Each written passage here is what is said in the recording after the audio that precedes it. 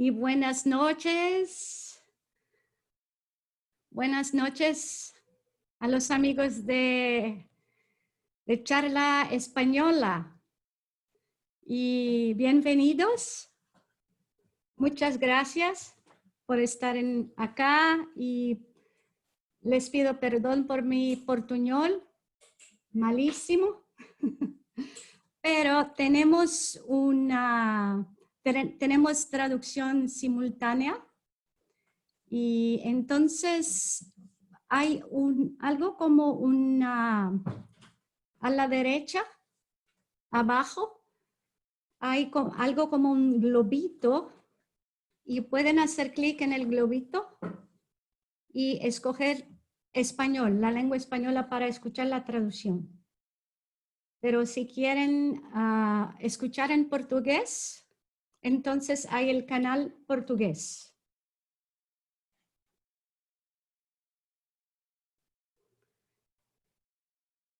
Estamos esperando algumas pessoas entrarem. E eu vou pedir um favor a todos que estiverem presentes para, no chat, por favor, escreverem seus nomes e onde estão, para saber onde vocês estão, em que parte do mundo, em que parte da América Latina.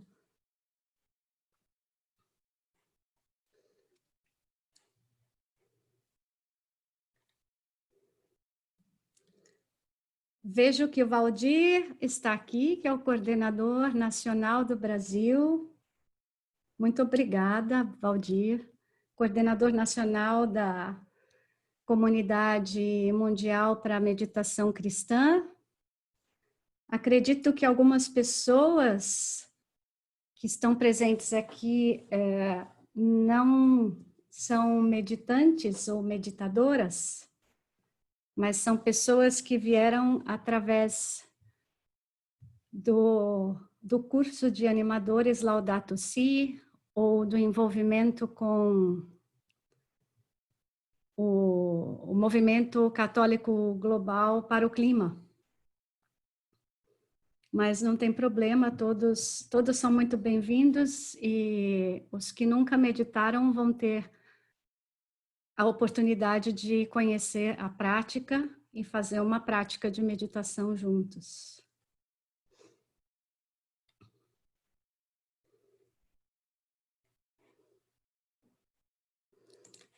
Vou ver o chat agora.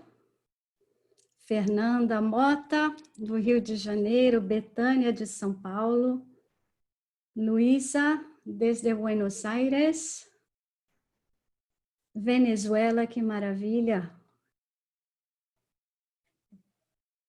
Colômbia, Quito, México, Vera e Cláudio, de São Paulo também, Chile,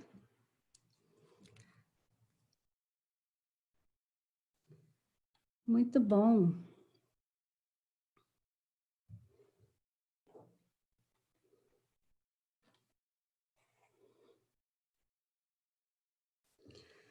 Acredito que nós podemos começar, já são 8:05.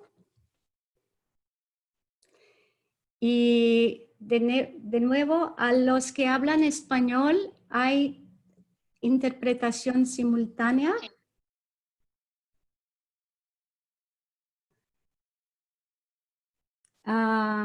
Daniela, estou te escutando, não sei o que eu fiz aqui.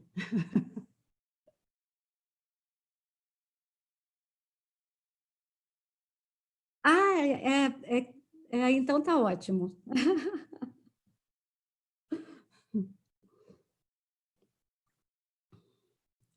Aqueles que estão me escutando, tem a tradução simultânea em espanhol. Podem clicar um globinho que está na barra do lado direito e escolher a língua espanhola para escutar. Então, novamente, eu dou boa noite ou boa tarde, buenas tardes a todos, dependendo do fuso horário. Antes de começar, eu gostaria de agradecer a Elba. Elba, pode ligar a câmera, por favor? Olá. Elba, da Colômbia, muito obrigada por nos ajudar, que você está sendo a anfitriã hoje, de uma certa forma. Obrigada por divulgar essa atividade em espanhol. Gostaria de agradecer ao Gabriel também, do México. E Gabriel vai falar conosco no final da reunião. Muito obrigada pela presença. Agradecer ao meu convidado especial, Igor Bastos, representando o Movimento Católico Global para o Clima, e ele vai falar em poucos minutos. Vou fazer algumas apresentações e depois o Igor vai falar um pouquinho. E também, muito importante, agradecer a meus colegas Daniele e Juan. Especialmente, acho que a Daniele, que está agora fazendo a interpretação simultânea. Daniele, quero que você ligue o vídeo para as pessoas te verem.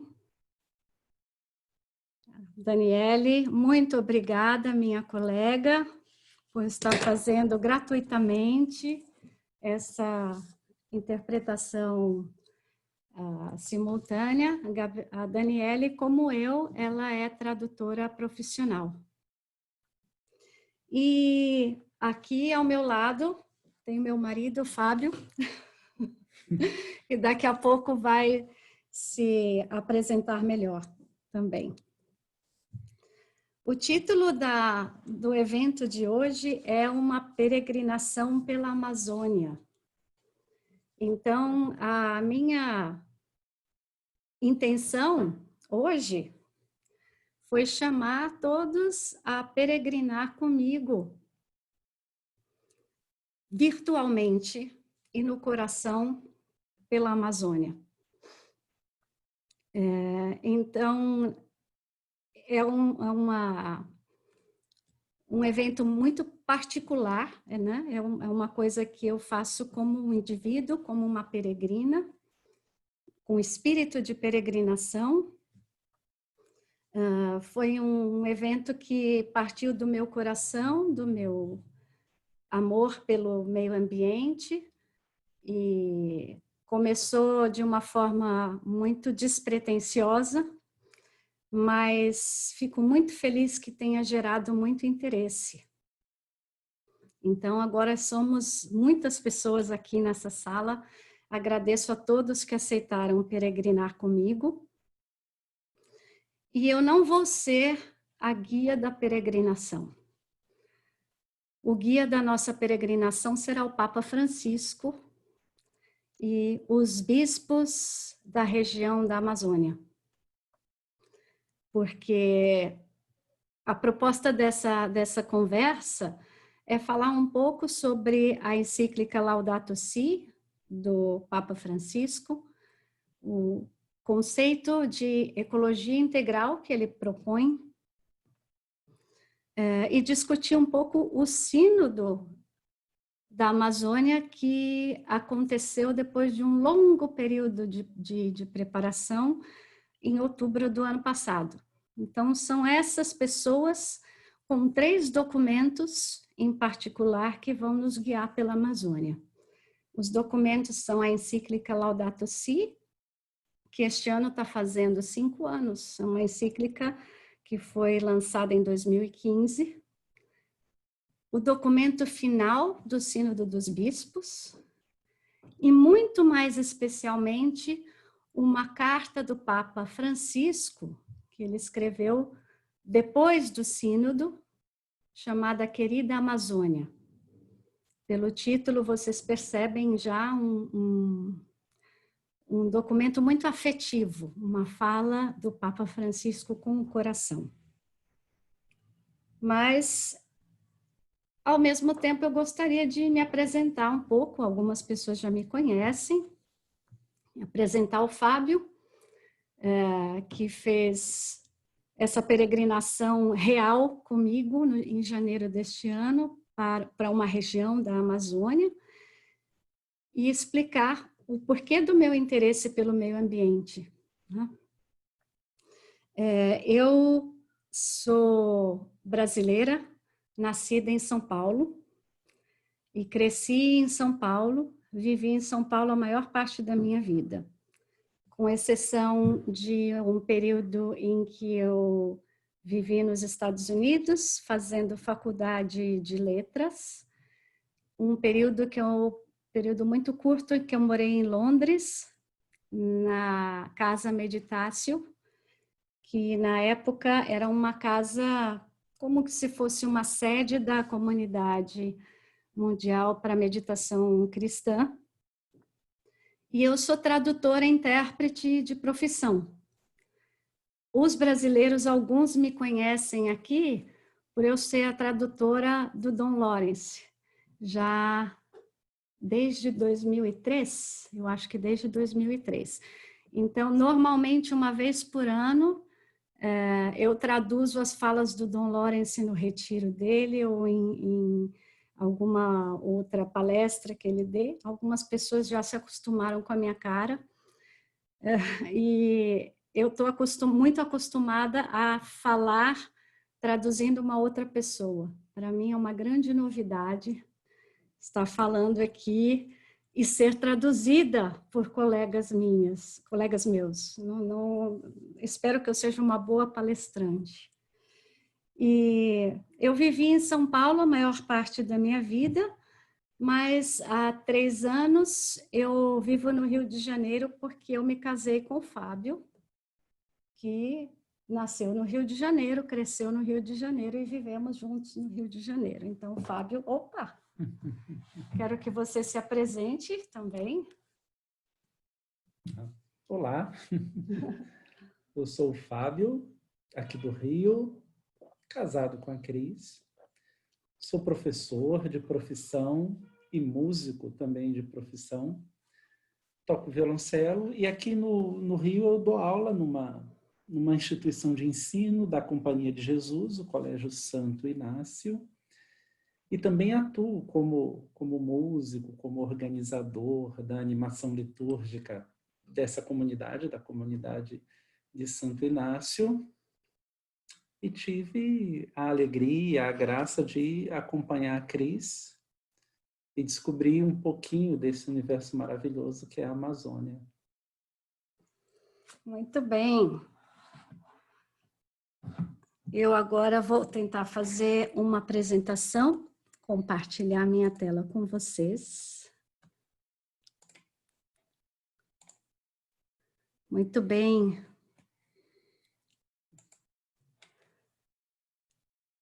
Elba, se eu não estiver fazendo alguma coisa correta, por favor, me avise, porque eu nunca fiz uma apresentação por Zoom. Mas o meu interesse pelo meio ambiente, ele vem de muito longe, ele vem do berço, porque o meu pai trabalhava na área de meio ambiente, numa época em que ninguém sabia o que era meio ambiente. Quando os meus colegas na escola me perguntavam onde o meu pai trabalhava, eu falava, ele trabalha na Companhia de Meio Ambiente de São Paulo. E me perguntavam, o que é meio ambiente? Isso já há 40 anos atrás. E a minha explicação de criança era, meio ambiente é uma coisa assim da natureza. E assim, era isso.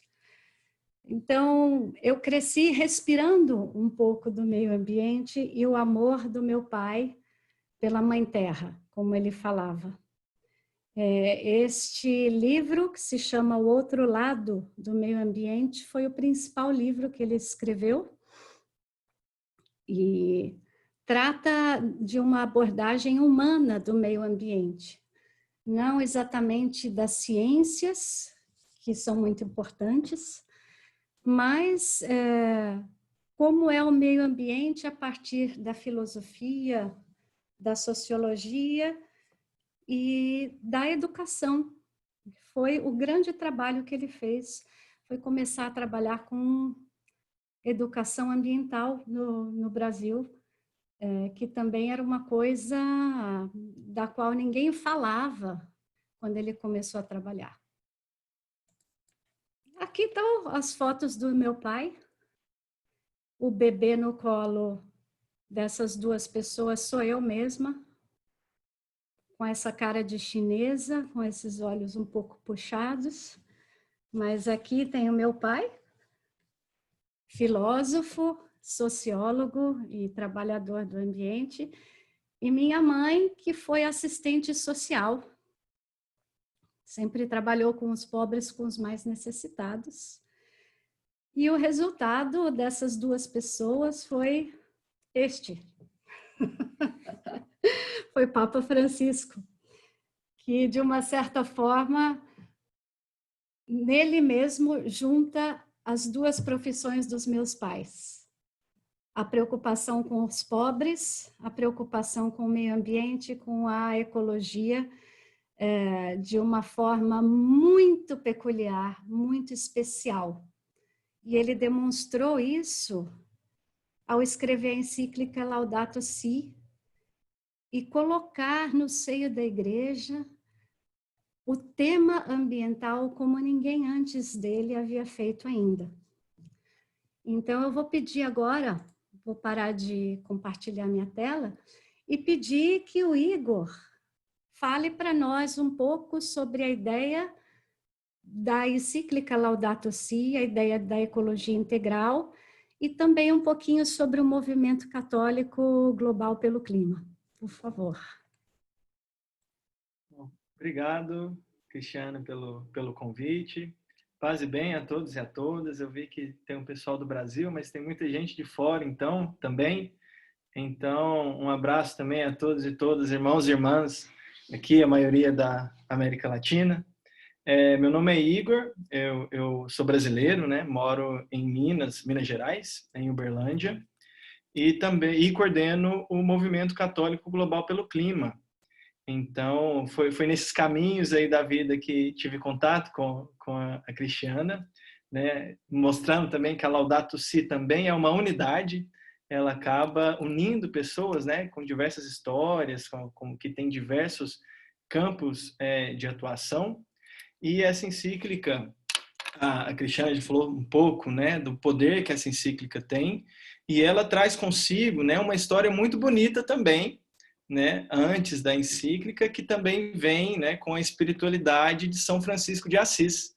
Eu gosto muito de citar, eu sou um pouco suspeito para falar, porque minha formação é franciscana, minha paróquia é franciscana, então desde pequeno caminho junto com os franciscanos.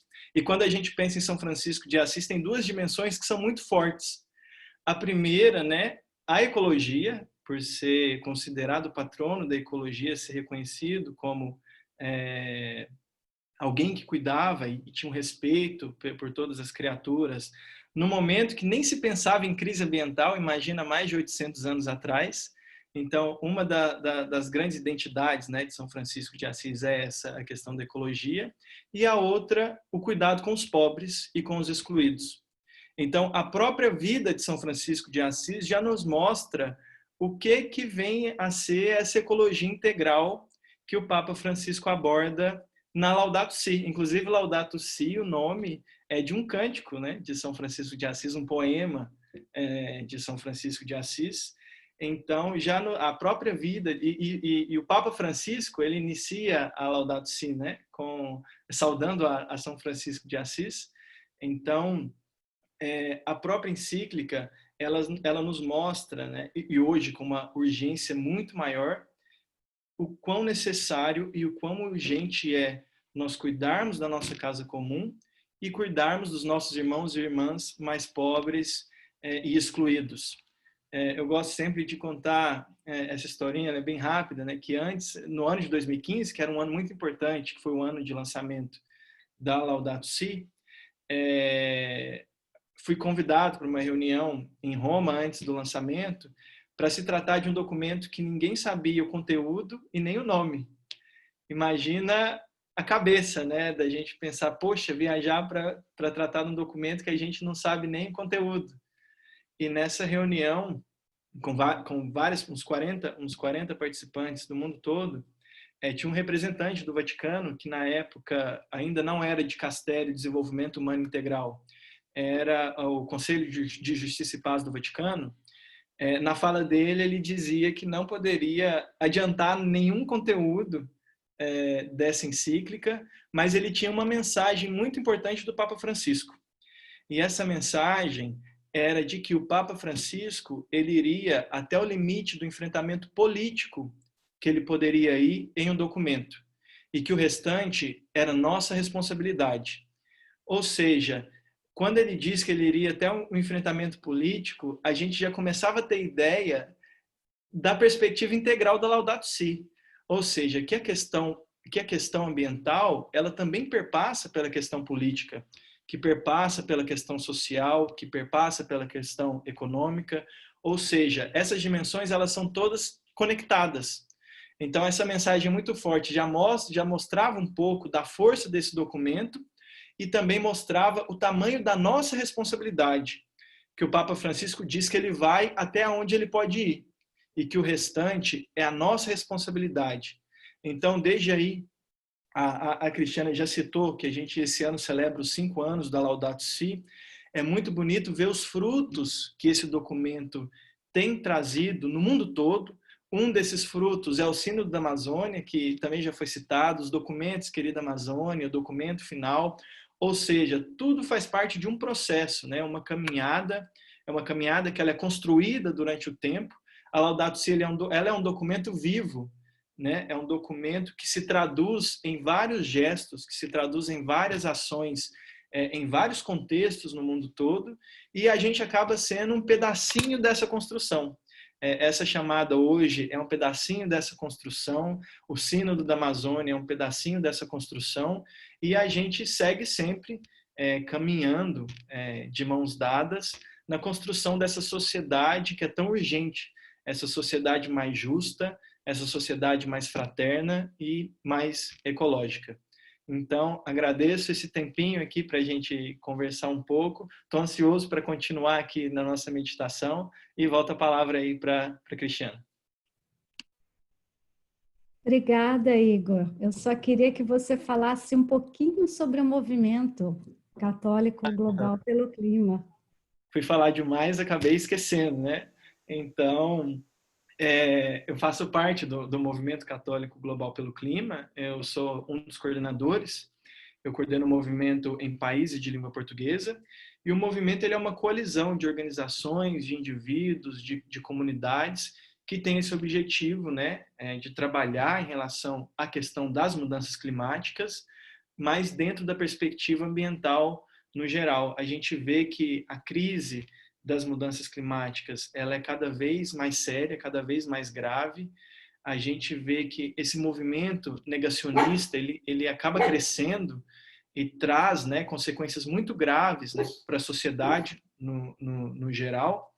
E o movimento ele trabalha dentro do guarda-chuva da Laudato Si, que acaba que a Laudato Si ela aborda tantas temáticas e ela é um ótimo instrumento de trabalhar com comunidades, de trabalhar com pessoas, de trabalhar com organizações. Então, o movimento ele surge também em 2015, ele surge antes do lançamento da Laudato Si, ele surge nas Filipinas, na visita do Papa Francisco nas Filipinas, e foi logo depois de um grande tufão que afetou muitas comunidades nas Filipinas, e ali surge essa ideia de se criar um movimento católico, de comunidades católicas para abordar a questão das mudanças climáticas.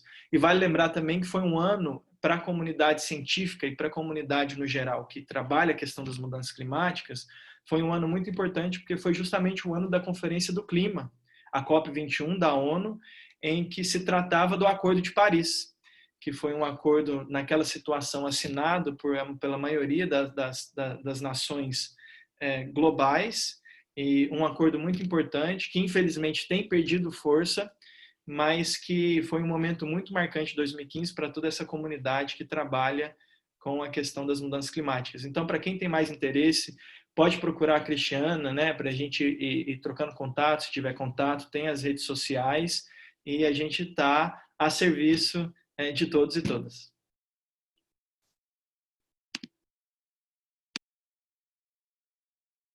Está fechado.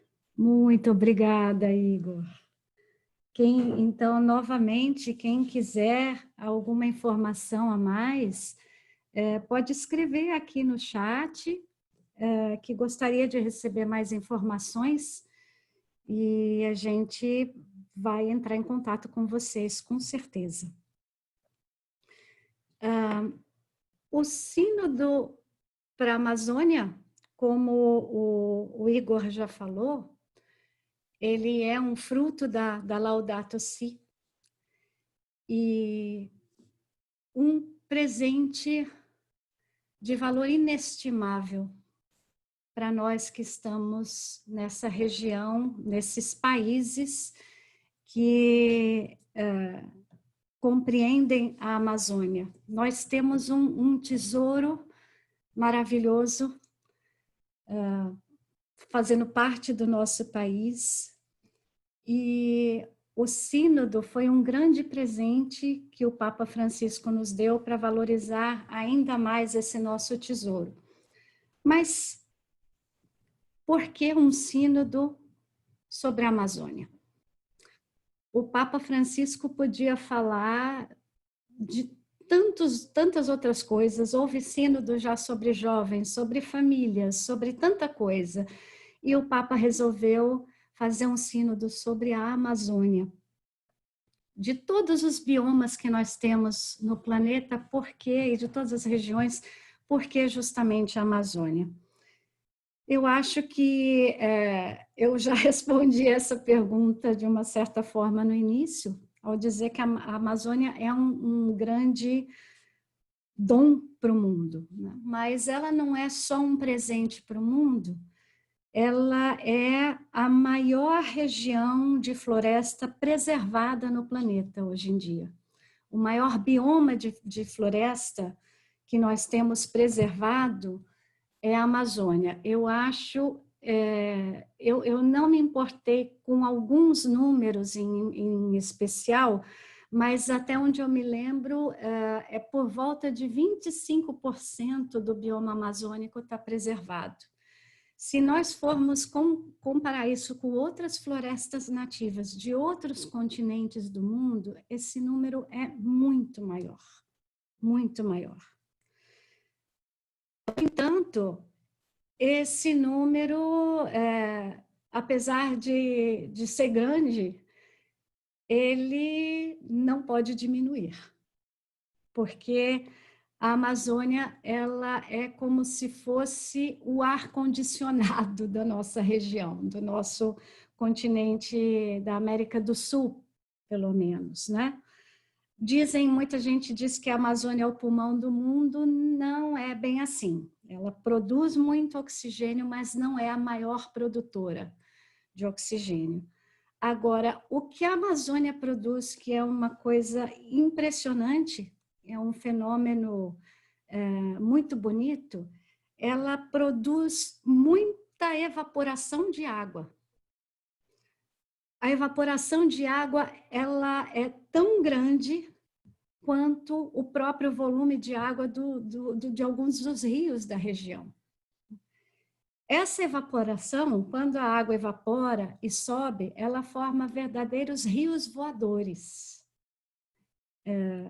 que foi o nome que deram a esse fenômeno do vapor de água que evapora e é levado, por exemplo, a uma região que regula o clima, as florestas e até a agricultura do resto do Brasil inteiro, com certeza, de boa parte da Argentina e de outras partes do nosso continente. E isso é uma coisa maravilhosa porque, espiritualmente, para mim, isso me lembra a narração do Gênesis, quando dizem que Deus criou o céu e a terra e depois ele separou as águas que estavam debaixo dos céus e as águas que estavam acima dos céus, né? A gente vê aqui uma coincidência feliz, ou então uma intuição muito feliz do narrador bíblico, ao falar de todo esse fenômeno do vapor de água, que no nosso caso aqui amazônico é extraordinário, é muito forte, é muito grande, e está contido na narração do Gênesis de tantos milhares de anos atrás. E agora, essa história de chamar a Amazônia de ar-condicionado do mundo por regular o clima, eu não gostei muito dela. Isso é uma coisa pessoal. Eu gosto mais de pensar na Amazônia como coração. E, por sorte, depois, quando eu fui ler um pouco sobre o Sínodo da Amazônia, os bispos falam a mesma coisa do que eu, né? Que a Amazônia, no final, ela é o coração do mundo, de uma certa forma, e toda essa água, a vida, a umidade que ela manda para tantos lugares se reflete no planeta todo. O sínodo ele foi preparado por mais de um ano, através de reuniões de todo do clero e de leigos, de padres, de especialistas também. Houve muito diálogo com os, como se diz, com cientistas, com especialistas, ao longo de muito tempo em círculos. Então, foram sendo feitas várias discussões em círculos, que depois foram se reunindo e finalmente se reuniram, os bispos se reuniram em Roma em outubro do ano passado e ficaram reunidos por 21 dias. Eu vou novamente tentar aqui fazer minha apresentação de slide e mostrar aqui para vocês de que Amazônia nós estamos falando. Porque no Brasil, pelo menos, quando se fala da Amazônia, nós podemos nos referir a três coisas. A Amazônia legal, que é a relação dos estados que fazem, oficialmente são contados como Amazônia, a gente pode falar do bioma amazônico, ou a gente pode falar da bacia amazônica, que é esta região aqui que vocês veem no mapa, e que inclui não só o Brasil, como outros países, e vários de vocês que estão aqui hoje são desses países aqui, do Equador, da Colômbia, né, do Peru, da Bolívia. É uma área que não conhece fronteiras políticas, né? É uma área, a natureza, quem fez as fronteiras somos nós, mas a natureza, ela está aí espalhada por vários países. Agora, um outro motivo pelo qual o Papa escolheu fazer um sínodo sobre a Amazônia foi pela percepção de que esse grande presente, esse grande tesouro da humanidade está em risco. Então, nós vemos logo no início do documento do sínodo, nós vemos o seguinte parágrafo que os bispos escrevem. Todos os participantes do sínodo expressaram uma profunda consciência da dramática situação de destruição que afeta a Amazônia. Isso significa o desaparecimento do território e de seus habitantes, especialmente dos povos indígenas. A floresta amazônica é um coração biológico para a Terra, cada vez mais ameaçada. Aqui é a ideia do coração, né? Se encontra em uma corrida desenfreada para a morte. requer mudanças radicais de suma urgência e um novo direcionamento que permita salvá-la. Está cientificamente comprovado que o desaparecimento do bioma Amazônia trará um impacto catastrófico para o planeta. Então, o Igor comentou sobre algumas atitudes negacionistas, ou às vezes não são negacionistas, mesmo há alguns desacordos entre as pessoas sobre qual a real situação da Amazônia. E algumas pessoas acham que a gente está exagerando, que o problema não é tão grande. No entanto, o Papa Francisco e os bispos e as pessoas que amam a Amazônia apaixonadamente, para citar o Papa Francisco, e que lá vivem e por ela dão a vida, acreditam que a situação é muito séria, sim, e nós estamos precisando tomar algumas atitudes também muito sérias para dar uma resposta a esse problema, a essa ameaça. O Papa, no seu documento, A Querida Amazônia, o documento é engraçado porque se chama exortação, mas é uma exortação feita de sonhos. O Papa inicia o documento logo na introdução falando dos seus 4 sonhos para a Amazônia. E aqui eu vou novamente tentar mostrar os sonhos que o Papa tem para a Amazônia. Que eu traduzi, eu peguei a tradução para o espanhol, que está na parte de baixo do slide. O primeiro sonho do Papa é: sonho com uma Amazônia que lute pelos direitos dos mais pobres, dos povos nativos, dos últimos, de modo que a sua voz seja ouvida e sua dignidade promovida. Então, aqui vem também a razão da minha grande admiração, meu grande amor pelo Papa Francisco, que nesta única frase lembra os valores que meu pai, ambientalista, e minha mãe, assistente social, me passaram. É impossível separar a ecologia e o ambiente do ser humano, especialmente do pobre. Querer conservar o ambiente à custa dos pobres, dos direitos dos mais pobres, da vida dos mais pobres, seria um erro. E não é isso o que o Papa Francisco está pedindo, muito pelo contrário. Agora, acontece que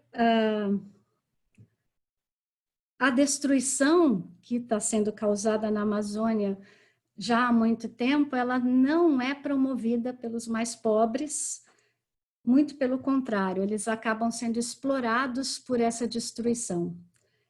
E as indústrias apontadas pelos bispos e por muitos especialistas também, muitos cientistas, que estão mais envolvidas nessa destruição da Amazônia são a extração de madeira ilegal, a mineração e a criação de gado. Isso é o que o Papa chama de a injustiça da colonização. Você expulsa, vai expulsando, empurrando os povos originários, os povos amazônicos, para cada vez mais longe, para colocar ali atividades que não são parte da vida deles, do estilo de vida deles. Especialmente a expulsão dos indígenas é muito séria. E outra coisa que o Papa aponta quando ele fala desse sonho foi um erro da ideia de não entregar a Amazônia, né? A ideia de que a Amazônia nos pertence a nós, povos da América do Sul, governos da América do Sul, mas que tem muita gente interessada nela e a gente precisa ocupar a Amazônia e fazer todas essas atividades de desenvolvimento lá para evitar que os povos que vêm de outras regiões, as nações que vêm de outras regiões tenham acesso a essas riquezas na Amazônia. E na opinião do Papa Francisco é muito interessante, porque ele diz que a história de que a Amazônia pode ser ocupada por alguém de fora não é só por alguém de fora da América, mas é alguém de fora daquele bioma, daquele lugar com aquela cultura, né? Ou seja, eu sou alguém de fora que posso colonizar a Amazônia com o meu modo de pensar, o meu modo de viver, de uma mulher nascida em São Paulo, na maior cidade da América do Sul, criada num apartamento, que não sei nada sobre o estilo de vida de muitos dos povos originários da Amazônia. Isso não quer dizer que a Amazônia não possa ter cidades nem vida urbana. Na verdade, ela tem, e tem algumas cidades relativamente grandes. A Amazônia ela tem cerca de 20 milhões de pessoas no Brasil. Agora eu estou falando só do que eu conheço, porque é a parte da Amazônia brasileira. E essas pessoas precisam de desenvolvimento, precisam de bem-estar, de qualidade de vida. A grande questão é, como é que nós vamos fazer isso com essas populações? Certamente o melhor jeito não é cortando madeira, fazendo mineração, poluindo a água, fazendo essas coisas todas de forma não sustentável ou de forma descuidada, né? Isso tudo já foi feito. Foi feito desde que os europeus chegaram aqui a esse continente. Foi feito pelos europeus na terra deles, por muito tempo, e foi feito, tem sido feito até muito pouco tempo. Tem sido feito no presente, na verdade, até hoje. E o Papa aponta, quando ele fala deste sonho, a necessidade de indignar-se e pedir perdão por todos os males que foram feitos à Amazônia. No entanto, essa atitude não quer dizer que, fizeram isso no passado, então agora ninguém tem mais o direito de falar nada, de dizer nada. Não, no passado nós erramos, como é que nós vamos mudar daqui para frente? Então, por exemplo, não adianta dizer os europeus destruíram tudo lá na terra deles e agora querem que nós preservemos a nossa Amazônia, isso não é justo. Os europeus viram que fizeram uma grande besteira. Alguns, pelo menos. Então, por isso nós sabemos que a Alemanha, por exemplo, está se empenhando muito em reflorestar o próprio país. E por que é que nós vamos querer cometer os mesmos erros dos europeus, né? Vamos pensar num novo caminho. Vamos pensar, diz o Papa Francisco, numa globalização na solidariedade sem marginalização.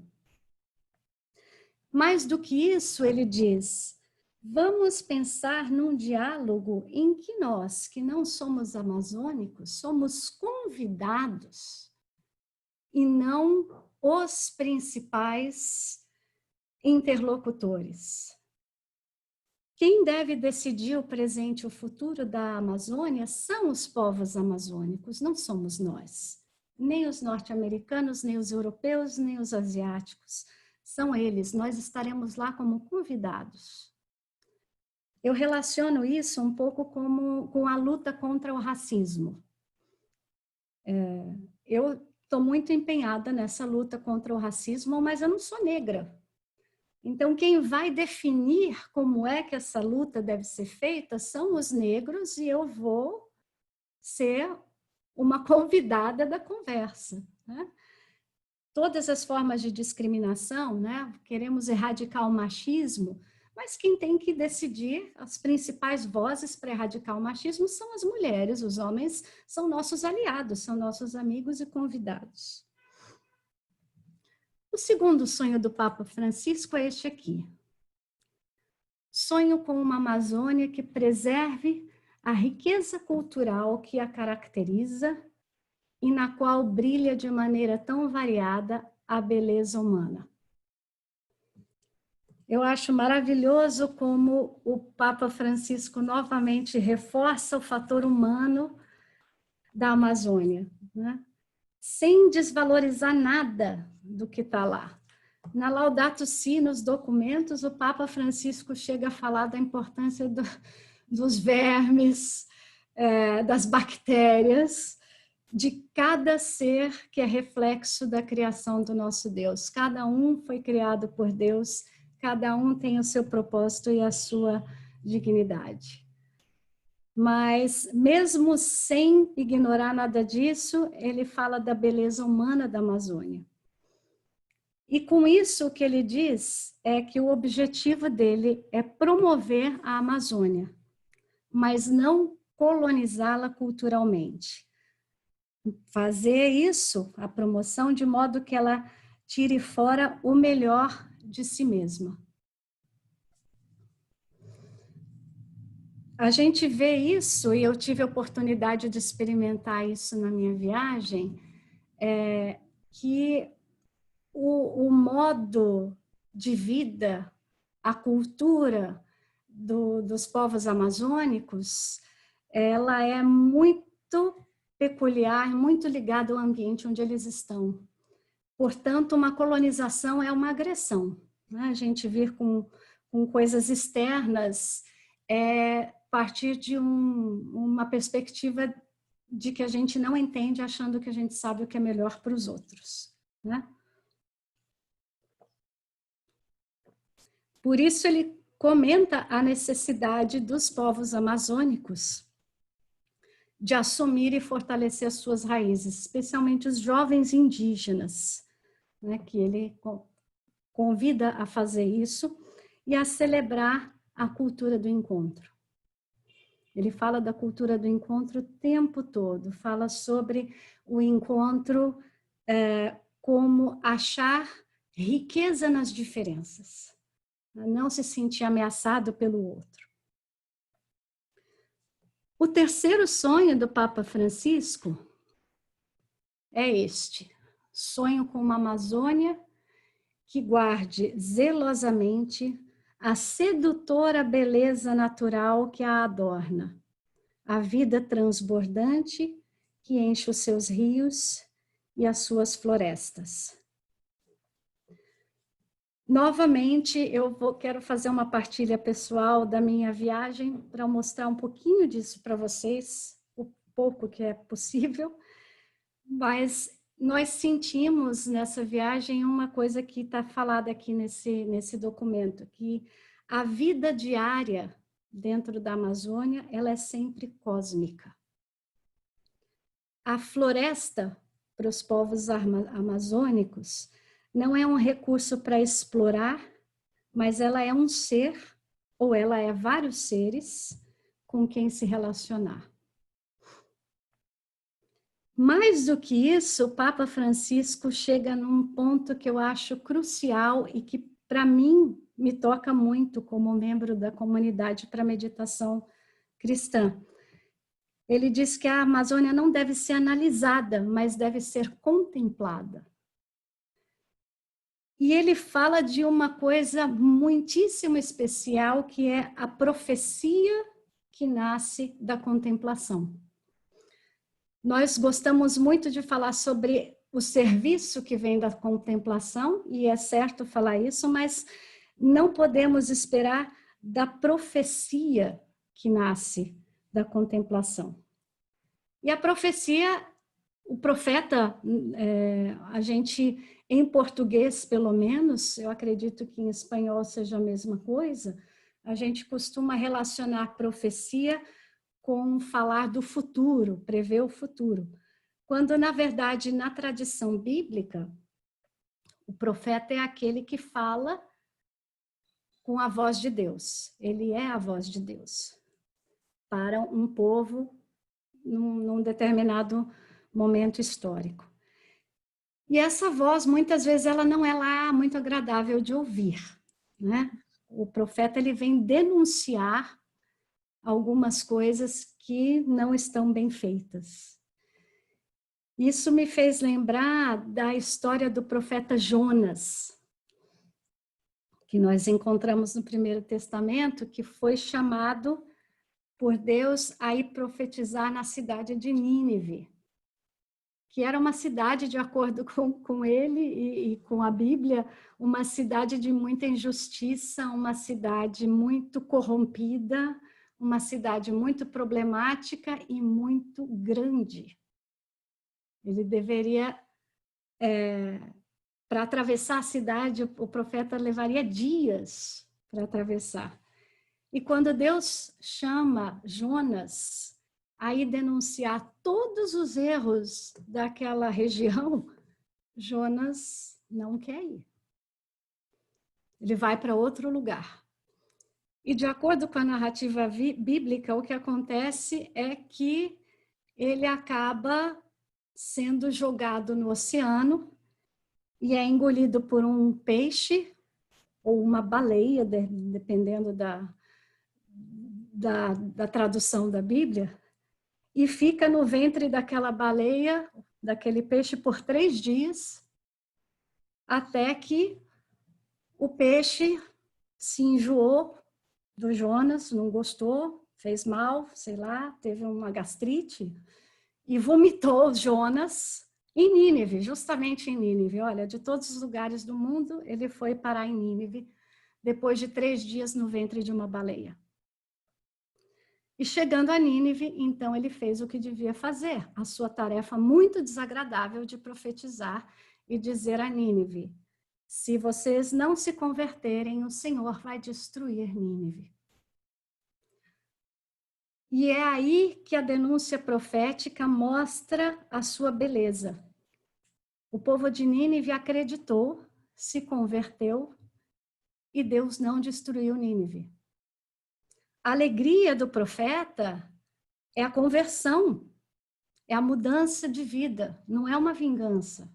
Não é viu, eu falei que ia acontecer, agora eu disse, você não quis me ouvir. Não existe isso na atividade do profeta. E eu acho muito interessante a história de que Jonas, ele fica 3 dias escondido no ventre de uma baleia, de um peixe. Ele morre por 3 dias. Ele morre para si mesmo. E depois, renascido, é que ele vai profetizar. Isso me lembra muito a meditação. Para quem já faz meditação cristã, cada vez que nós nos sentamos para meditar, nós morremos um pouco. Então, a profecia ela tem que nascer da contemplação. Ela tem que nascer dessa morte para nós mesmos. Mas a profecia de Jesus, a profecia que nós vemos no Novo Testamento, ela tem 2 eixos. Convertei-vos, crede no Evangelho. O reino já está entre vós. Ou seja, tem a denúncia, tem a mudança de vida, mas tem a boa nova. Então, a profecia e a própria contemplação, eles têm esse lado de beleza, de boa nova, de boa notícia, que são complementares. Então, a contemplação da Amazônia também inclui a contemplação estética da Amazônia. E a inculturação. O 4º sonho do Papa Francisco. Ele fala que sonha com comunidades cristãs capazes de se devotar, de se encarnar de tal modo na Amazônia que deem à igreja rostos novos com traços amazônicos. Com isso a gente volta ao início, nós somos convidados, a própria igreja é convidada. Temos um amigo muito querido, o Padre Francis, que é jesuíta, e ele morou na França, ele trabalhou com uma pastoral que eu achava muito interessante, chamada Pastoral da Gestação. Porque ele disse que a ideia da igreja como mãe, ela envolve 2 seres prontos. Mas a igreja como mãe gestante, a gestação, ela muda a mulher que vai dar à luz. Ela muda o corpo daquela mulher, a mente, as emoções, né? Então, a igreja como mãe, ela vai sendo mudada também pelos seus filhos, que é a ideia da enculturação. E na prática, eu gostaria de mostrar para vocês como é que isso, um pouquinho, como é que isso funcionou quando eu visitei a Amazônia. Na minha profissão, eu tenho a graça de, como tradutora e intérprete, eu tenho essa grande bênção de muitas vezes ter trabalhar com vários assuntos diferentes. E eu tive a oportunidade de ir à Amazônia Urbana 2 vezes como profissional, acompanhando um jornalista estrangeiro. A primeira vez eu fui a Belém. Antes disso, quero convidar para a nossa peregrinação 2 mártires amazônicos, que são a irmã Dorothy Steng, que morreu em 2005, e Padre Ezequiel Ramin, que já é considerado servo de Deus, foi assassinado aos 33 anos. Foram 2 pessoas que viveram e morreram pelos pobres da Amazônia. Também foram inspirações para mim nessa peregrinação. Enfim, a primeira vez que eu estive na Amazônia, eu fui para Belém, fiquei só em Belém. A segunda vez eu fui a Manaus participar de uma matéria que o meu cliente jornalista ia fazer, uma matéria de turismo. Então, nós passamos um fim de semana dentro da floresta e eu até me esqueci que estava trabalhando, de tão bom que foi esse trabalho, tão agradável. E eu decidi, isso foi em 2008, eu decidi que eu queria voltar à Amazônia, mas com mais tempo. E aí, em janeiro desse ano, surgiu a oportunidade, eu fui junto com o Fábio, e nós entramos pela Amazônia Urbana, pela cidade de Belém, onde existe essa igreja de Nossa Senhora de Nazaré, e todos os anos tem uma expressão de fé e devoção popular muito forte, que junta milhares de peregrinos que vão a Nazaré demonstrar sua devoção à Nossa Senhora de Nazaré. Em seguida, nós fomos a Manaus. Aqui tem uma foto nossa aqui em frente à Ópera de Manaus, ao Teatro Amazonas, belíssimo. E isso mostra como a Amazônia tem uma área urbana muito forte. Nós temos um teatro aí que muitas cidades do mesmo tamanho de Manaus não tem aqui no Brasil. Mas a minha ideia de fazer uma imersão na Amazônia foi ir para a floresta mesmo. Então, nós fomos a um pedacinho da Amazônia que fica no estado do Amazonas, no Brasil, 4 horas de distância de Manaus, sendo que nós tivemos que pegar um barco, uma estrada de terra e depois... E ao sair de Manaus, a primeira beleza que nós vimos e que não dá para contemplar nessa foto é o chamado Encontro das Águas, que eu acho que é um fenômeno que só acontece aqui, não tenho certeza. Os rios Negro e Solimões, num determinado ponto, eles se encontram e por vários quilômetros eles correm juntos sem misturar suas águas. Eu não sei se é possível ver a diferença de coloração aqui. Aqui mais escuro, Rio Negro, aqui mais claro, Rio Solimões. E é um fenômeno impactante. Quando a gente coloca a mão de um lado da água, ela tem uma temperatura, do outro lado ela tem outra. Ela tem velocidades diferentes e elas correm juntas por quilômetros e quilômetros até virarem o Rio Amazonas. E depois nós fomos a um povoado chamado Careiro da Várzea e ficamos num hotel de selva por 8 dias, coincidentemente só nós 2. Foi inexplicável. E nós tivemos um guia para nós 2, só para nós dois, que esse rapaz chamado Helder, que é um ribeirinho ou caboclo, que é como nós chamamos os povos amazônicos que não são indígenas, mas que são locais. E eu descobri nesses ribeirinhos, nesses caboclos, um tesouro desconhecido também. Nós, quando falamos de Amazônia, falamos muito e com razão dos indígenas, mas a vida dos ribeirinhos eu vi muito do que estava descrito no sínodo, no documento do sínodo e na querida Amazônia.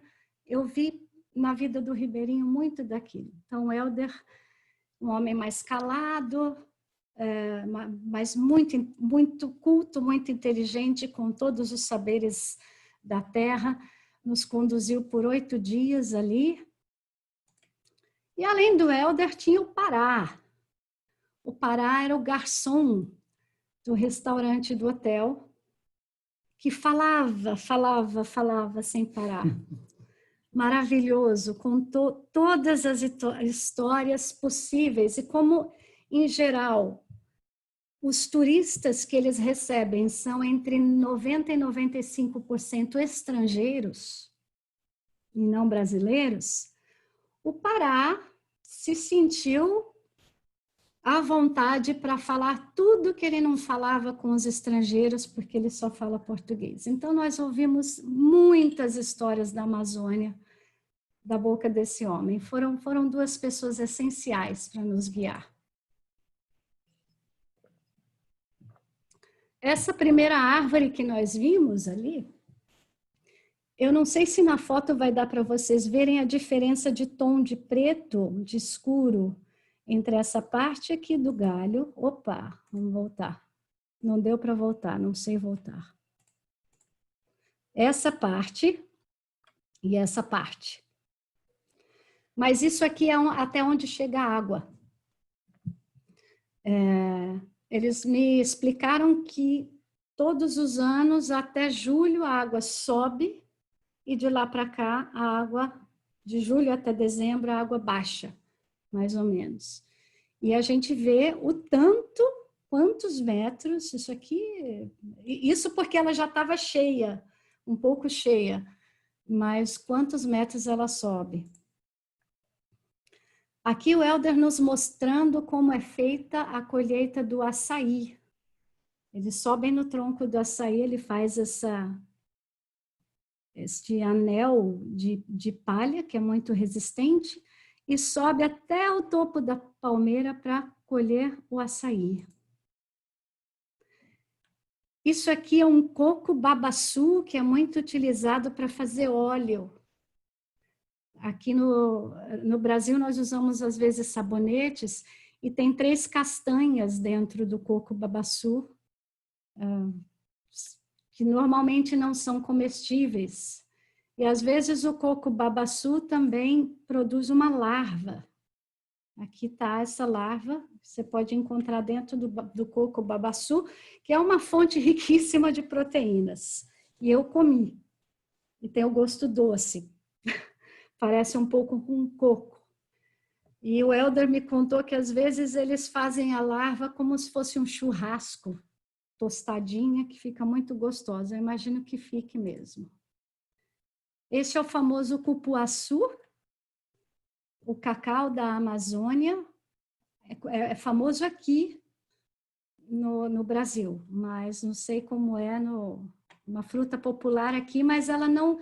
É uma fruta que não aguenta as altas temperaturas de transporte, então nós só recebemos cupuaçu congelado aqui no sudeste do país. Aqui a pesca da piranha. O Fábio está fazendo o número 3 com o dedo. Foi as 3 piranhas que ele pescou e eu não pesquei nenhuma.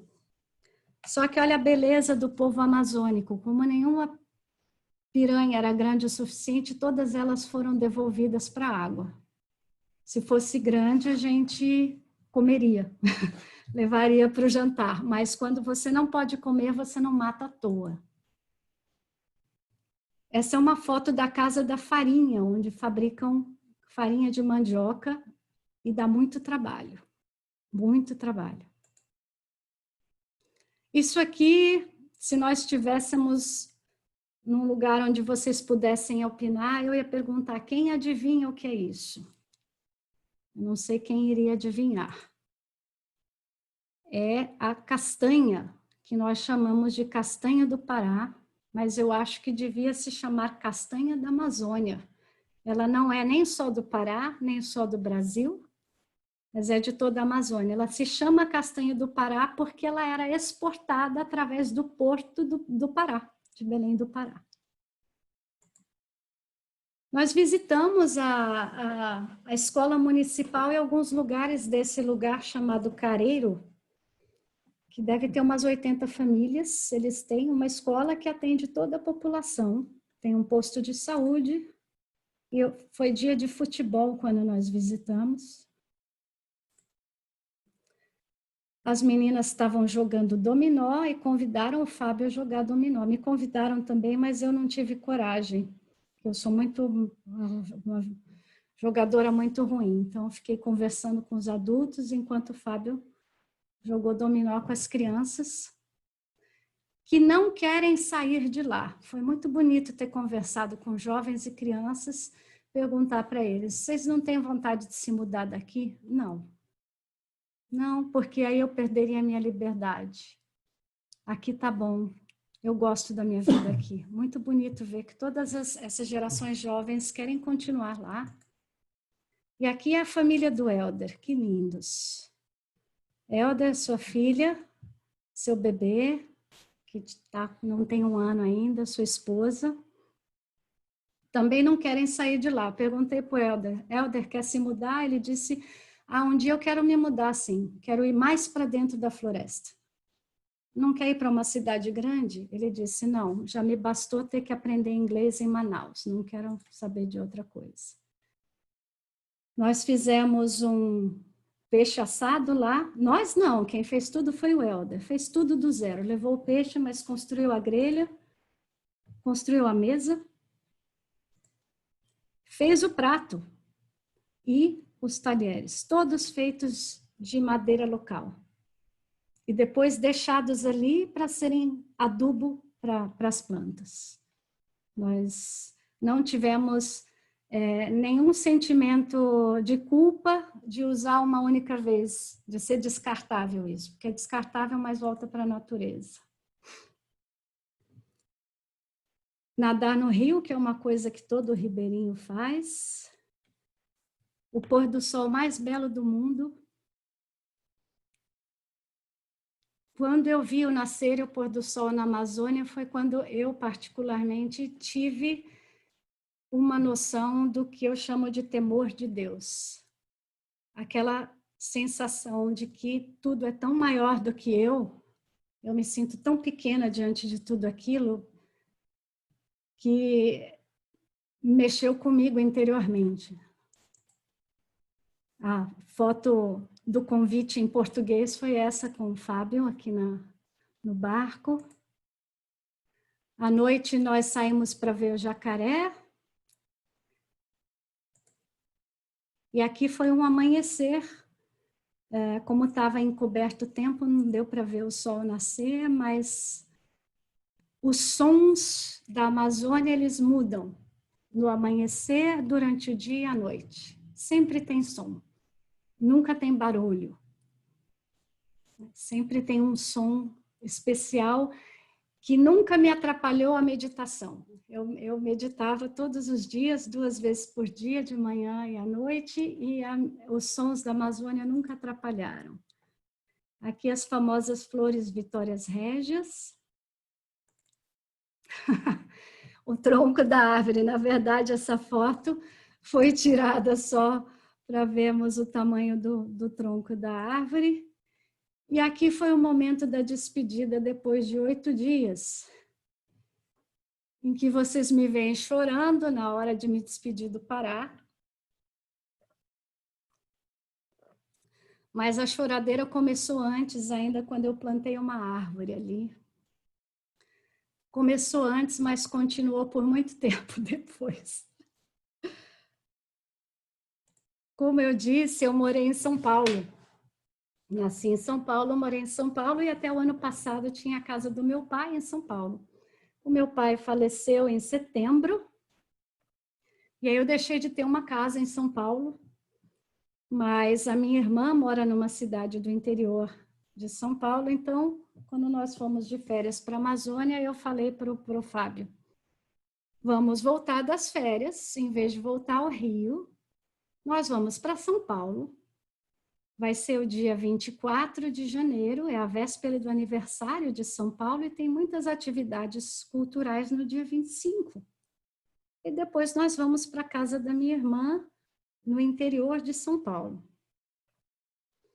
E foi a pior ideia que eu tive. Nós fomos para São Paulo, ficamos no hotel 4 estrelas, muito bom.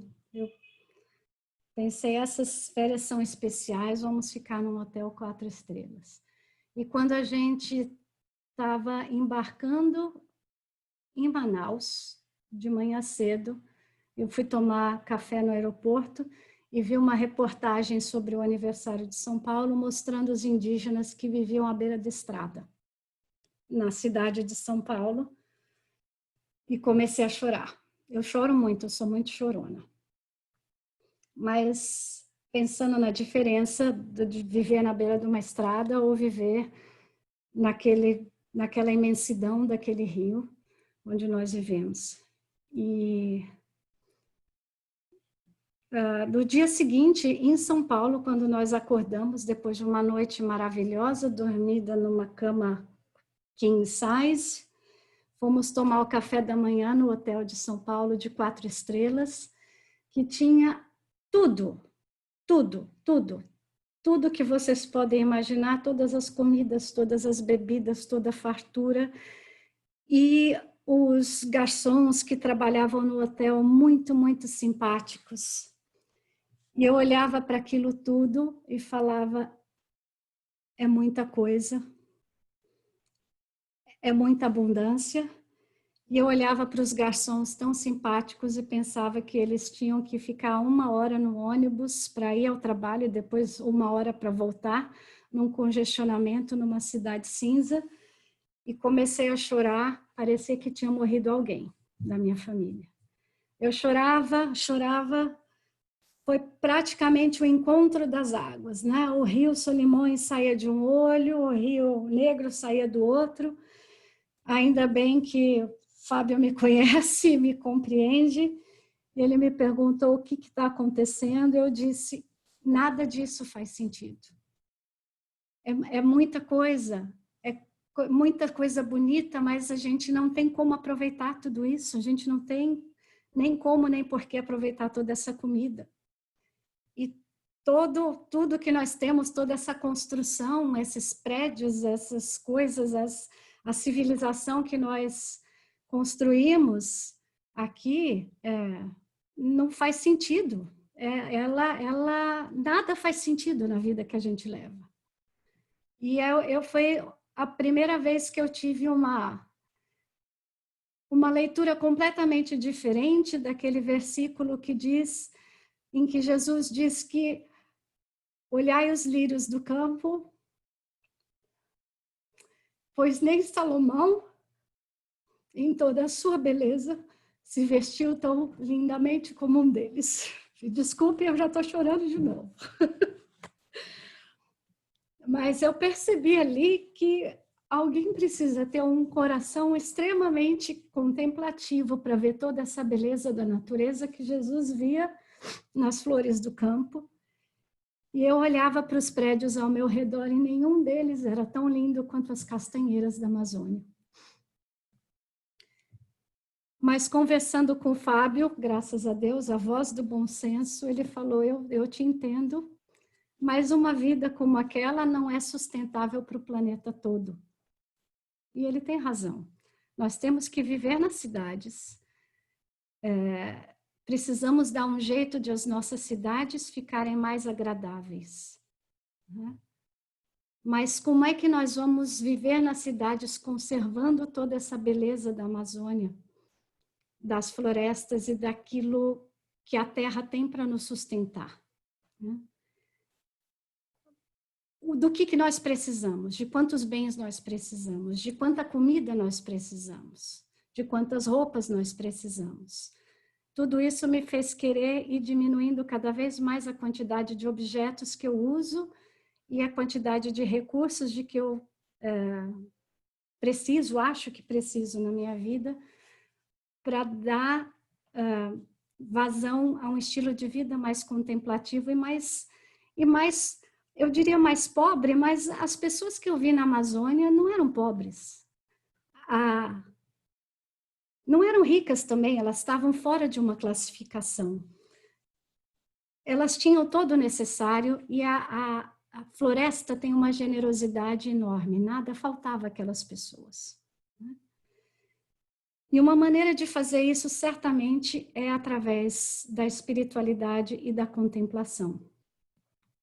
Por isso eu quero convidar todos que estão aqui, nós vamos fazer um período de meditação mais curto por causa da hora, mas aqueles que nunca meditaram, eu gostaria de convidar a se juntar a nós, fazendo um exercício muito simples. Eu gosto de dizer que a meditação, ela é a oração dos pobres, ou ela é a oração de quem quer ser pobre. Nós, durante 15 minutos, nós vamos nos esvaziar de nós mesmos e vamos fazer um silêncio interior e exterior. O silêncio exterior nós vamos fazer nos sentando, com a coluna ereta,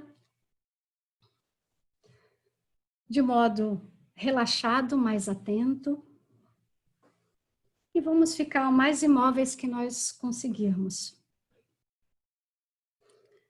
Fechar os olhos com suavidade, sem força. Podemos colocar a mão no colo. E durante os próximos 15 minutos, nós vamos ter uma única tarefa, só uma, que é repetir interiormente, na nossa mente e no nosso coração, uma só palavra, uma palavra sagrada. Você pode usar um dos nomes de Deus, pode usar o nome de Jesus, pode falar a palavra Abba, que é como Jesus chamava o Pai. Ou então, dentro da comunidade, nós sugerimos a palavra Maranata. Maranata, que é uma palavra do aramaico, que é a língua que Jesus falava. E quer dizer, vem Senhor. Mas nós não vamos refletir sobre essa palavra, a única tarefa é repeti-la e dar a essa palavra toda a atenção. E cada vez que a gente se distrair, pensar no futuro, no passado, ou sonhar, nós vamos voltar a essa palavra sem força, sem nos julgar. Vamos repetir essa palavra constantemente dentro de nós. E ao final dos 15 minutos, nós vamos encerrar essa meditação com música. Então, peço que todos coloquem o microfone no mudo, fechem os olhos, quem quiser desligar a câmera pode desligar. Eu vou fazer uma oração introdutória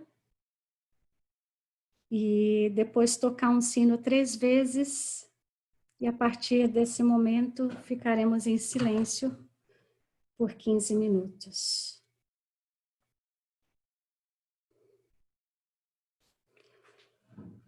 Pai Celestial, abri os nossos corações à silenciosa presença do Espírito do vosso Filho. Conduzi-nos àquele misterioso silêncio onde o vosso amor é revelado a todos aqueles que chamam. Maranata, vinde, Senhor Jesus.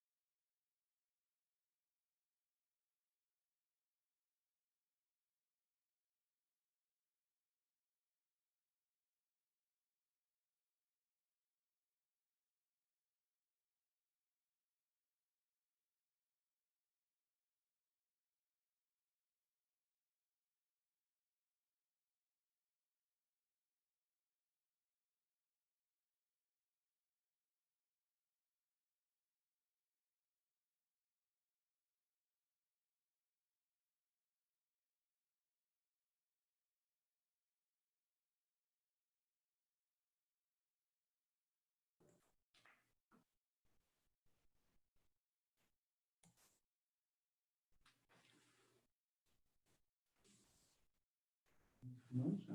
Pode.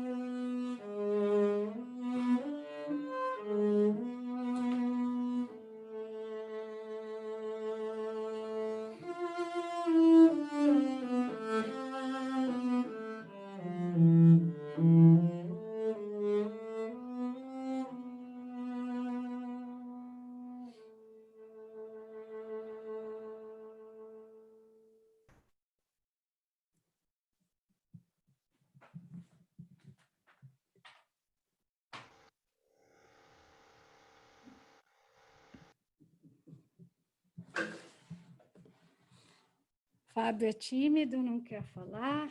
Não, posso falar. Só Pode estou trazendo falar? a cadeira aqui Muito bem. para perto. Né?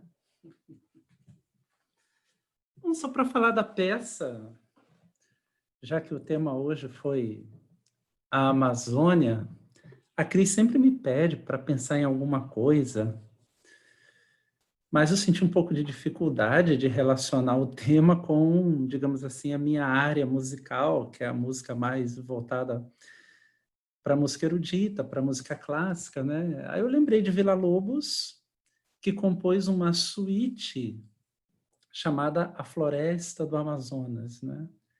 E dentro dessa suíte ele compôs 4 canções, e uma dessas canções foi a Melodia Sentimental.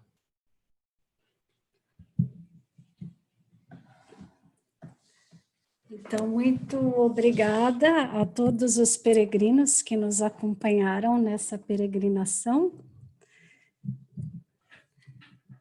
O Papa Francisco, para concluir, o Papa Francisco fala sobre a necessidade da enculturação,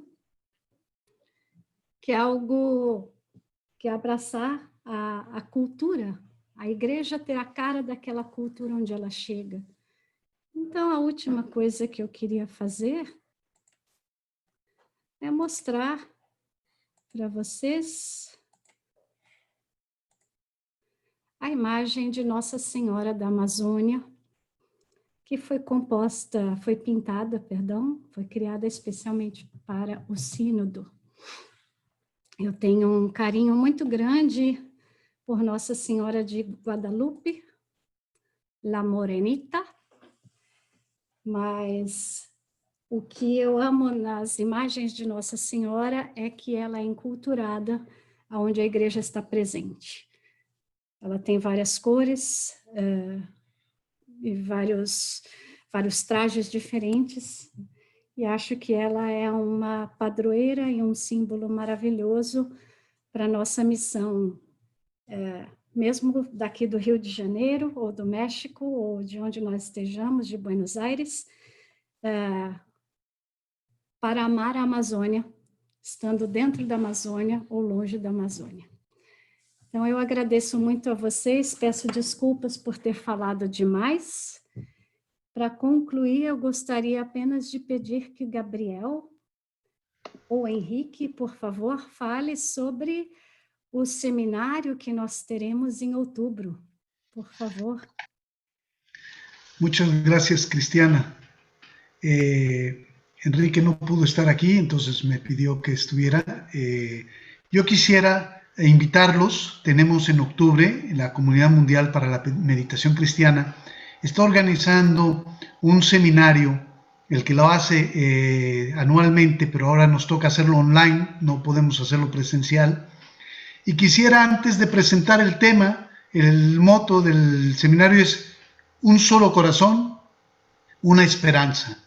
Y antes quisiera yo leer, porque me ha inspirado mucho Cristiana, una frase que dice el Padre Francisco y que habla de nuestro seminario en este libro precioso de Querida Amazonia. Y dice así el Padre Francisco: para cuidar la Amazonia es bueno articular los saberes ancestrales con los conocimientos técnicos contemporáneos, pero siempre procurando un manejo sustentable del territorio que al mismo tiempo preserve el estilo de la vida y los sistemas de valores de los pobladores. El tema de nuestro seminario es la sabiduría indígena, precisamente esos saberes ancestrales que nos permiten poder ser uno con todos, uno con la naturaleza y uno con los más necesitados. Aquí, para terminar, dice muy claro el Padre Francisco, y se dirige a los pueblos originarios. Tanto en Brasil como en toda la América tenemos mucha gente. En México hay 7 millones todavía de gente totalmente originaria. Dice: a los miembros de los pueblos originarios les doy gracias y les digo nuevamente que ustedes con su vida son un grito a la conciencia. Ustedes son memoria viva de la misión que Dios nos ha encomendado a todos: cuidar la casa común. Los esperamos en octubre en este seminario de sabiduría indígena. Muchas gracias, Cristiana.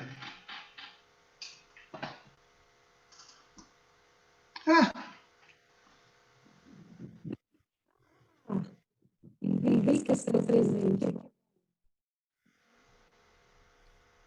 Sí, yo espero que todos puedan conectarse con nosotros. Ha sido una maravilla, Cristiana, y maravillosa música la que hemos escuchado, y tu presentación me encantó. Es muy bonito hablar de la naturaleza de esa manera, y esa frase que dijiste de contemplar la Amazonia, contemplar el valor real de toda esta creación, que es creación, que es una alabanza a Dios, y que lo que hace es mejor es alabar a Dios, ¿no? Es una maravilla. Muchísimas gracias, y ojalá podamos contar con todos ustedes para el seminario de John Main. Gracias. Agradeço a todos vocês que nos acompanharam, deram o presente de nos acompanhar. Queria agradecer especialmente ao Igor por estar aqui. Depois, se tiverem alguma pergunta, eu enviar ao Igor. Agradecer mais uma vez o trabalho especial da Daniele, da Rebeca e a Elba, por possibilitado de a gente viesse amanhã. Vocês todos.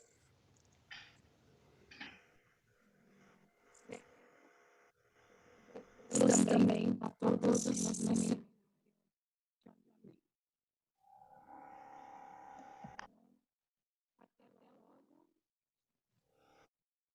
Obrigada a todos.